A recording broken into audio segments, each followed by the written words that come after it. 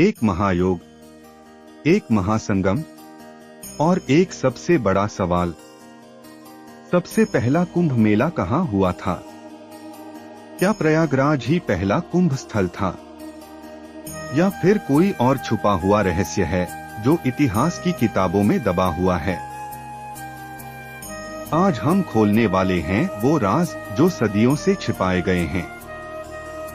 इस वीडियो को पूरा देखिए, क्योंकि जो तथ्य आज आपको मिलने वाले हैं वो शायद आपने पहले कभी नहीं सुने होंगे। तो चलिए शुरुआत करते हैं कुंभ के सबसे बड़े रहस्य की खोज। हजारों साल पहले देवताओं और असुरों के बीच छिड़ी थी सबसे बड़ी जंग, समुद्र मंथन। इसी मंथन से निकला था एक अमृत कलश कुंभ, और इस अमृत को लेकर हुआ था ब्रह्मांड का सबसे खतरनाक युद्ध। भगवान विष्णु ने अमृत को बचाने के लिए गरुड़ को सौंप दिया, लेकिन रास्ते में अमृत की बूंदें 4 जगहों पर गिरी: प्रयागराज, हरिद्वार, उज्जैन और नासिक। और यही वे जगहें हैं जहां हर 12 साल में कुंभ मेला आयोजित होता है। लेकिन रुको, ये तो मिथोलॉजिकल कहानी है। सवाल यह है कि असली इतिहास क्या कहता है? सबसे पहला कुंभ वास्तव में कहाँ हुआ था? अब आते हैं सबूतों पर। सबसे पुराना लिखित प्रमाण हमें 7वीं शताब्दी में मिलता है, चीनी यात्री वेन्सान के वृत्तांतों में। उन्होंने लिखा था कि हरिद्वार में हर 12 साल में एक विशाल स्नान महोत्सव होता था, जहां लाखों लोग आते थे। तो क्या इसका मतलब है कि सबसे पहला कुंभ मेला हरिद्वार में हुआ था?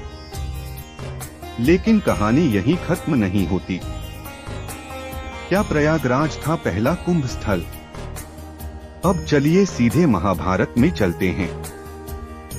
यह ग्रंथ बताता है कि भगवान कृष्ण और पांडव एक विशेष यज्ञ और स्नान के लिए प्रयागराज के त्रिवेणी संगम पर आए थे।